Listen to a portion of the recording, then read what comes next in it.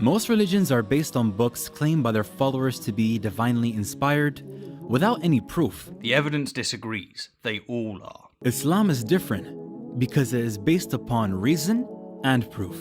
There are scientific and historical facts found in the Quran which were unknown to the people at the time and have only been discovered recently by contemporary science. You know, followers of all those other books say the same about their scripture, but you've got my curiosity. Though I wonder, what impeccable references do you have in order to so confidently state what those in the 7th century didn't know? The following are some facts found in the Quran. This is 9 Quranic miracles debunked.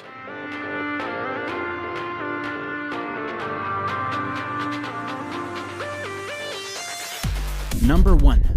Origin of life. Water is essential for all living things. We all know that water is vital to life, but the Quran makes a very unusual claim. We made every living thing from water. Will they not believe? In this verse, water is pointed out as the origin of all life. All living things are made of cells. We now know that cells are mostly made up of water. For example, 80% of the cytoplasm. Okay, in order to keep this video succinct, I'm going to exclude all that's unnecessary. And so in this case, the miracle is that the Quran claimed that all living things are made of water centuries before science proved as much. The fact that living things consist mostly of water was discovered only after the invention of the microscope. However, there are several critical flaws with this assertion, and the primary is that long before the advent of the Quran, many religions, cultures, and individuals had claimed the same. For example, the Hindu legend Varaha, which dates back to the 7th century BC, or 1,400 years before Islam, states that the universe, including life, was once primordial waters. And the father of philosophy and science, Thales of Miletus, in his search for what the Greeks called the arche, which means the beginning or the first principle, was convinced that it's water, that everything, including life, was ultimately made of water. And he referenced, among other facts, that flesh, when dried or cooked, loses moisture, and that water so easily transitions between the states of liquid, vapor, and ice. Number 2. Iron. Iron is not natural to the earth. It did not form on the earth but came down to earth from outer space. Scientists have found that billions of years ago, the earth was struck by meteorites. These meteorites were carrying iron from distant stars, which had exploded. The Quran says the following on the origin of iron. We sent down iron with its great inherent strength and its many benefits for humankind. The fact that iron came down to earth from outer space is something which could not be known by the primitive science of the 7th century. Now, the first thing to be said about this miracle is that despite protestations to the contrary, people knew way before the 7th century that iron comes from meteorites. For example, in approximately 1295 BC, or 1900 years before Islam, a hieroglyphic word appeared that literally translates to "from the sky," and it was applied to all metallic iron from this time onwards.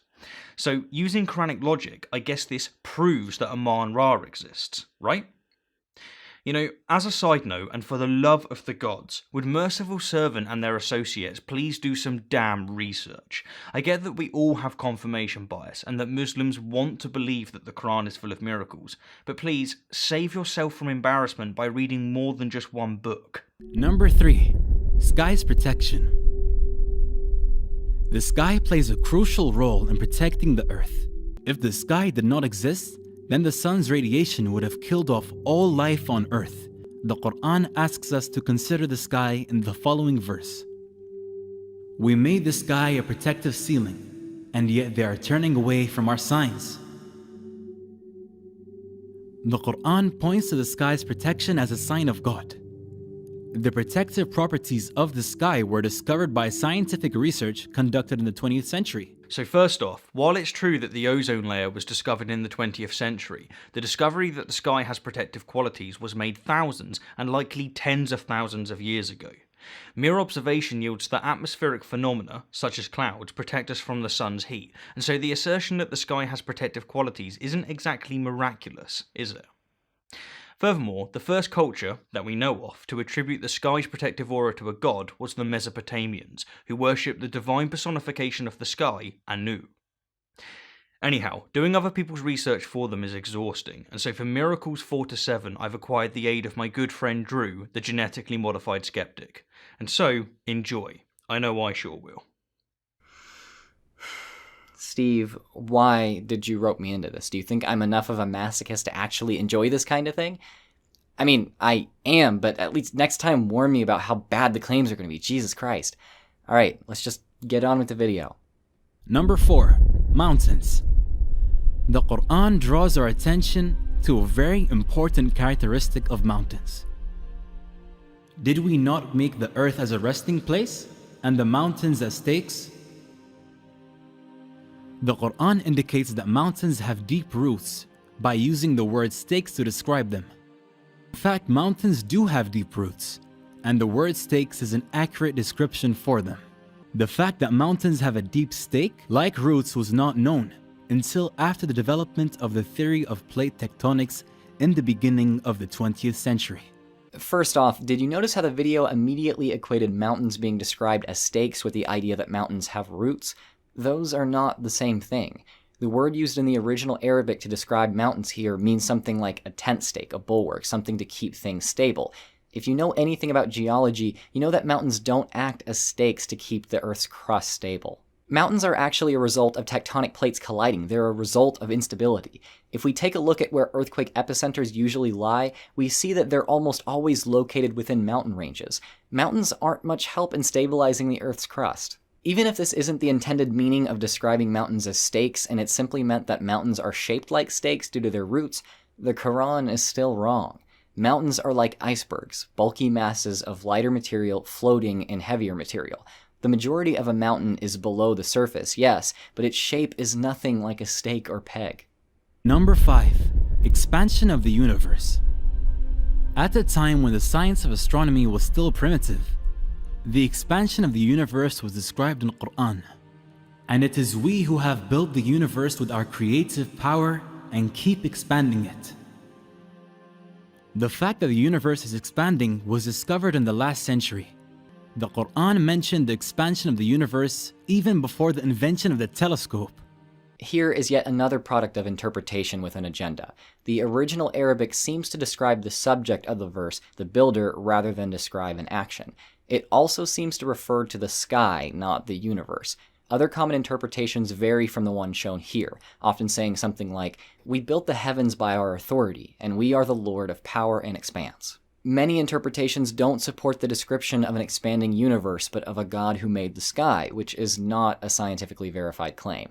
You'd think that if God himself wanted to convey that the universe is constantly expanding, he'd make it so clear that interpretations couldn't conflict on that point.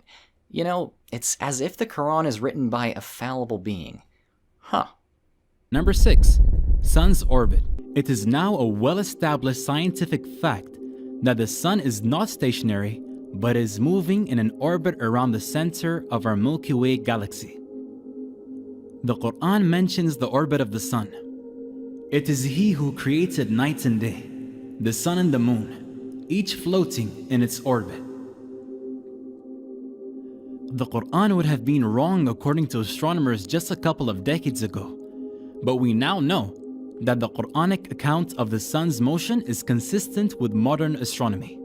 You know what? The Quran does mention the sun's orbit, and translations that don't say orbit at least say something like rounded course, which is pretty close. So, way back in the day, Muslims did definitely think that the sun was in orbit around the Earth. This was written around 900 years before the heliocentric model began to gain any traction with the likes of Copernicus, Kepler, and Galileo. Up until that time, geocentrism dominated. Again, if God actually intended to convey that the sun actually revolved around the center of mass in our galaxy, don't you think he could have made that a little clearer? Number 7. The ocean. The Quran uses imagery to convey its deep meanings. Here it describes the state of the unbelievers as darkness out in a deep ocean, which is covered by waves, above which are waves, above which are clouds, layers of darkness, one upon the other. When one puts out his hand therein, he can hardly see it, Those God gives no light to, they have no light.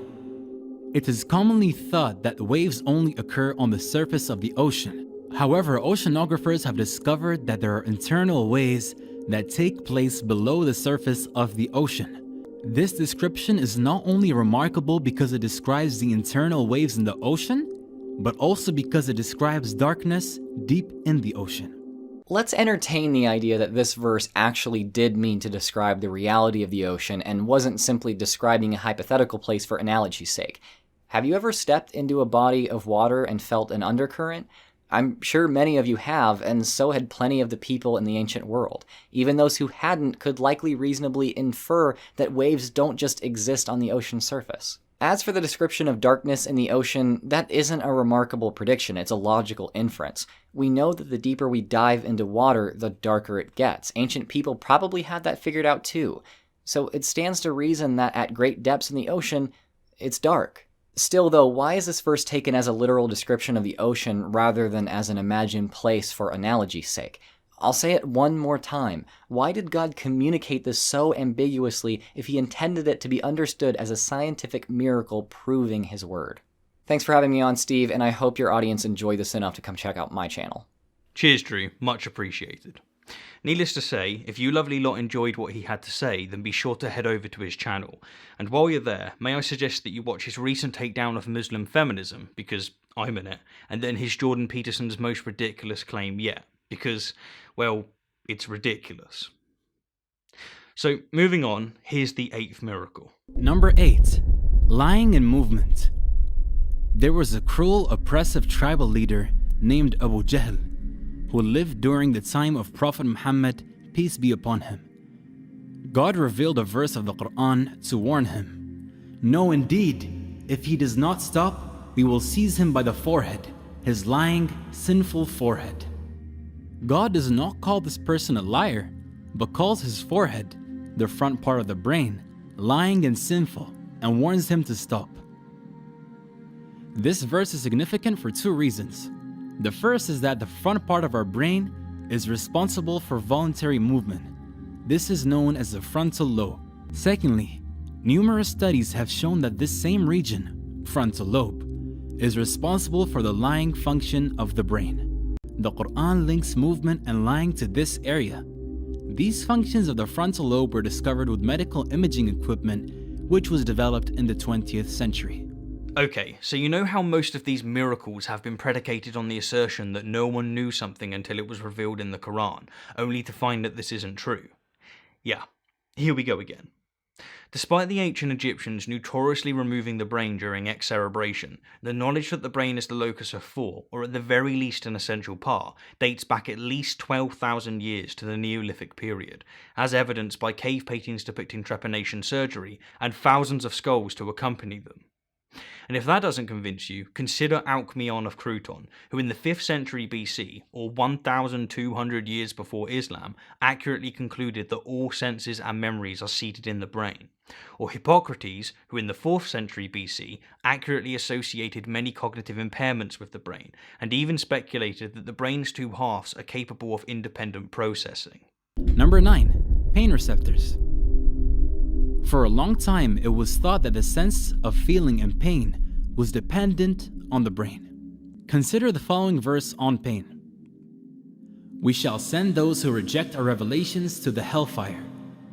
When their skins have been burned away, we shall replace them with new ones so that they may continue to feel the pain. God is almighty, all-wise. The Quran makes it clear that pain is dependent upon the skin.